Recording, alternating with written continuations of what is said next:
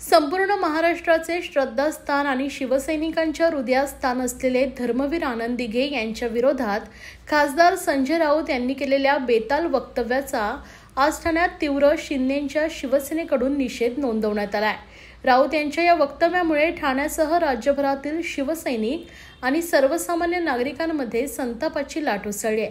ठाण्यातील शेकडो शिवसैनिकांनी मोठ्या संख्येने एकत्र येत आक्रमक आंदोलन केलंय। या आंदोलनादरम्यान शिवसैनिकांनी संजय राऊत यांच्या प्रतिमेला जोडे मारून आपला रोष व्यक्त केलाय। एवढंच नाही तर त्यांच्या पुतळ्याचं दहन करून संताप व्यक्त करण्यात आलाय।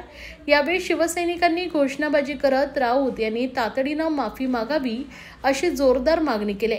शिवसैनिकांचं म्हणणं आहे की धर्मवीर आनंद दिघे यांच्याविषयी कोणतेही अपमानास्पद वक्तव्य सहन केलं जाणार नाही।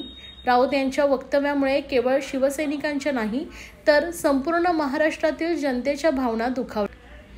या दरम्यान ठाणे विधानसभा शहर प्रमुख हेमंत पवार, ठाणे लोकसभा संपर्क प्रमुख मनोज शिंदे, माजी महापौर मनोहर गाडवे, युवासेना समन्वयक नितीन लांडगे, टेंभीनाका शाखा प्रमुख निखिल बुडजडे, वंदना डोंगरे, पूजा लोंडे, किरण जाधव, बाळा गवस, किरण नागती, प्रीतम राजपूत, यज्ञेश भोईर, कमलेश चव्हाण, पूजा वाघ व इतर पदाधिकारी, कार्यकर्ते, शिवसैनिक, युवा सैनिक मोठ्या संख्येने उपस्थित होते। संजय राऊतांनी गांजा पिऊन जे धर्मवीर गुरुवर्य धर्मवीर आनंद दिघे साहेबांबद्दल जे व्यक्त केलेला आहे त्याचा आम्ही इथे टेंभी नाक्यावर सर्व पदाधिकारी जाहीर निषेध त्यांचा केलेला आहे। संजय राऊतांना दिघे साहेबांबद्दल बोलायचा काही नैतिक अधिकार नाहीये।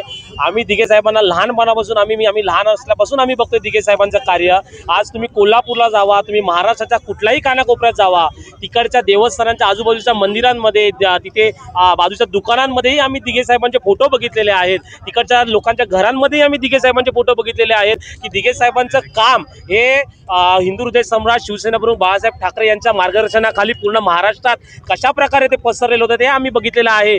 त्यामुळे मातोश्री वरून उद्धव ठाकरे साहेब असतील किंवा संजय राऊत असतील यांनी आयुष्यभर संजय राऊतांनी यांनी आयुष्यभर दिघे साहेबांचा तिरस्कार केलेला आहे आणि हे पूर्ण ठाणेकरांना माहीत आहे। आणि संजय राऊतांना आमचं जाहीर आव्हान आहे तर खरंच त्यांनी आपल्या घरातनं आपला आईचं दूध पिलं असेल तर त्यांनी खरंच ते ठाण्यामध्ये येऊन दाखवावं, या टेंभी नाक्यावर येऊन दाखवावं। आम्ही सर्व ठाणेकर मिळून संजय राऊतांना इकडनं पळून लावल्याशिवाय आम्ही राहणार नाही। गुरुवर्य धर्मवीर आनंद दिघे साहेब आणि हृदय सम्राट शिवसेना प्रमुख बाळासाहेब ठाकरे यांचं नातं काय होतं हे 10 ठिकाणी घरकाम करणाऱ्या संजय राऊतला कधीच कळू शकत नाही।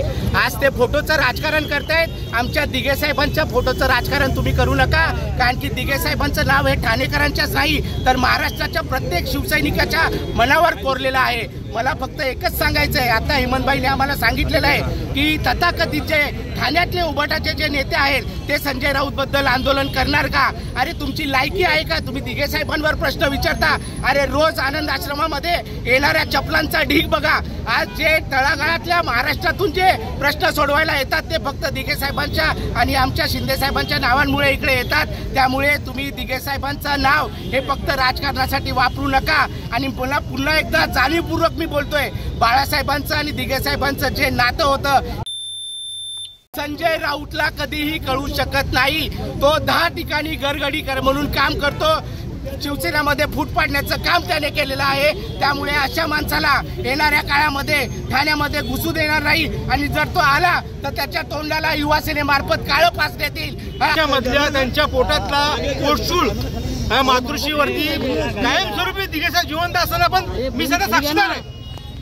त्यावेळेला सुद्धा त्या दिघे साहेबांच्या बद्दल त्यांना आकाश होता आणि आज दिघे साहेब जाऊन 25 वर्ष झाली तरी सुद्धा त्यांच्या मनामध्ये आकाश आहे। हिंदू हृदय सम्राट सहसमाधी बाळासाहेब ठाकरे हे अख्ख्या महाराष्ट्राचे दैवत आहेत। तू कशाला घालतोय? आणि या महाराष्ट्राच्या देवताबद्दल काहीतरी आग लावायचे धंदे करायचे, लोकांमध्ये एखादा संभ्रम निर्माण करायचा, हे संजय राऊतांचं काम आहे। आणि संजय राऊत किंवा इथले उबाटा गटाचे जे नेते आहेत तथाकथित राजन विचारे ते संजय राऊतांना उत्तर देणार आहेत का?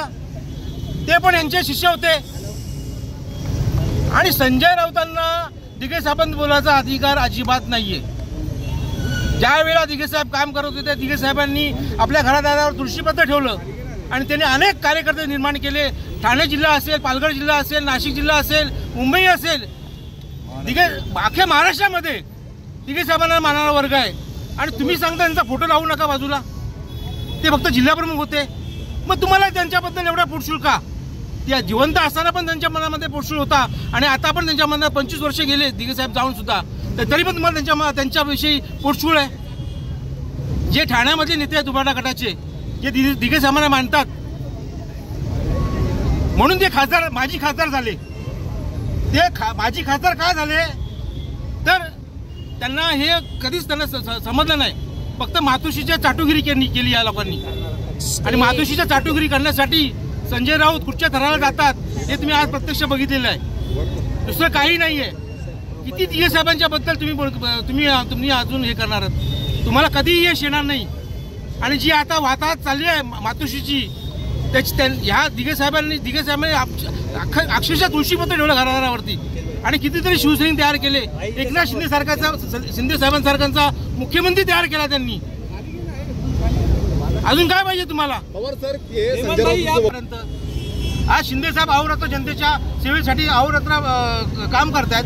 तुम्ही फक्त जाता, एखादं भाषण ठोकता आणि घरी जाऊन झोपता, बस. बाकी काय तुमच्याकडे काय राहिले का तुमच्याकडे? आज तुमच्याकडे उमेदवारी घ्यायला लोक नाही. तुमच्याकडे ठाण्यामध्ये काय परिस्थिती आहे? मला एकच सांगायचं आहे की या सर्व प्रकारात राजेंद्र विचारे संजय राऊतांचा निषेध करणार का? उभाटा गटाचे राजेंद्र विचारे शिंदे साहेबांचा संजय राऊतांचा निषेध करणार का? केदार दिघे शिंदे साहेब संजय राऊतांचा निषेध करणार का? निषेध? राजीनामा देणार का ते लोक?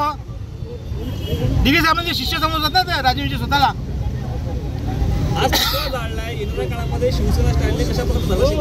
मागच्या वेळेला त्यांना आम्ही सांगितलं कसं काय करायचं होतं ते. यावेळेला परत त्यांनी ठाण्यात येऊन दाखवलं ठाण्यात येऊन त्यांनी, आणि मग सांगू आम्ही काय करायचं काय नाही करायचं. ओके.